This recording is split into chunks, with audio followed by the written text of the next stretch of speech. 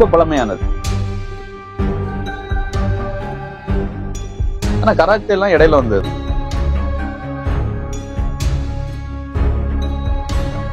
கராத்தேன்னா சொல்லுங்கப்பா, நாங்க கிளாஸ் வச்சுக்கிறோம்.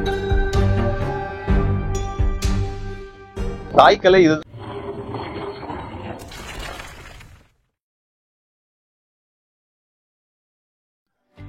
அனைவருக்கும் வணக்கம். லெமூரியா வர்மக்கலரி அடிமுறை உலக கூட்டமைப்புல இருந்து சங்கரி.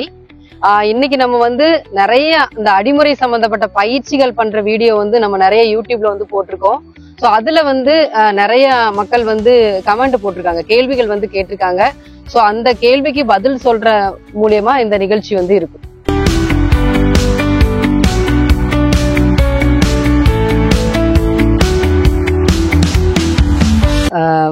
மாஸ்டர், இப்ப இன்னொருத்தவங்க ஒரு கேள்வி எழுப்பியிருக்காங்க. ரேகிங் ஃபியூரி K3Y அப்படிங்கிற ஒரு யூடியூப் ஐடியில இருந்து ஒரு கேள்வி கேட்டிருக்காங்க. கராத்தே அடிமுறையில இருந்துதான் காப்பி அடிச்சிருக்காங்களோ, இல்லைன்னா இதே தான் கராத்தேல என்ன கத்து கொடுக்கறதா சொல்றாங்க, அப்புறம் திசை மாறுவதும் இதே மாதிரிதான் இருக்கு அப்படிங்கிற மாதிரி கேள்வி கேட்டிருக்காரு.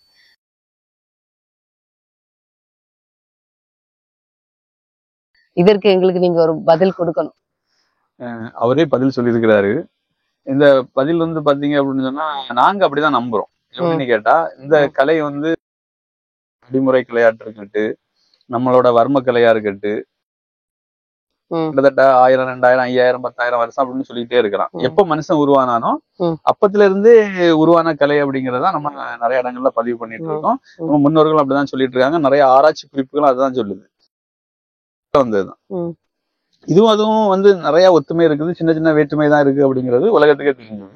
அப்போ இதுல இருந்துதான் அங்க போயிருக்கும் அப்படிங்கறதுல மாற்றுக்கிறதே கிடையாது. அதையும் தாண்டி பாத்தீங்கன்னா எல்லாமே ஒண்ணுதான். ஆனா அவங்க ஜப்பான் மொழியில அதை டீச் பண்றாங்க.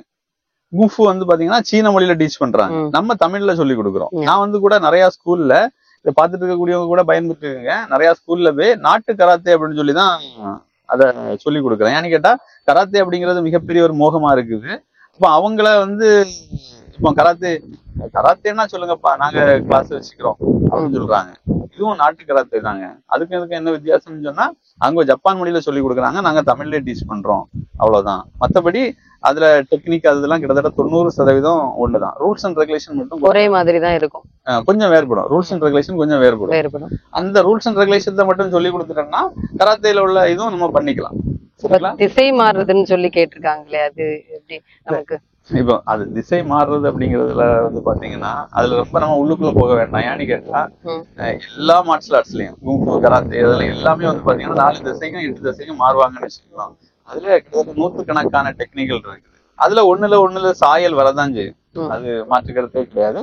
ஆனா அவ்வளவுக்கும் தாய்க்கலை இதுதான் அப்படிங்கறதுல மாற்றுக்கிறதே கிடையாது. அதுதான் நாங்க நம்புவோம். எங்களுக்கு அவர் கேட்ட கேள்விக்கு ஒரு தெளிவான ஒரு பதில் கொடுத்திருக்கீங்க, நன்றி.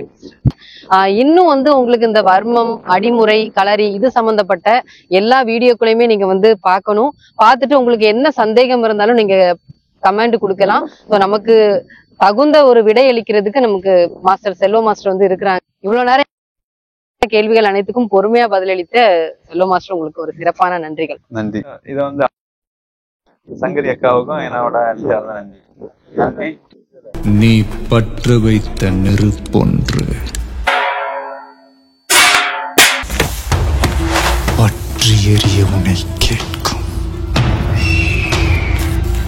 நீ விதைத்த வினையெல்லாம் உன்னை அறுக்க காத்திருக்கும்.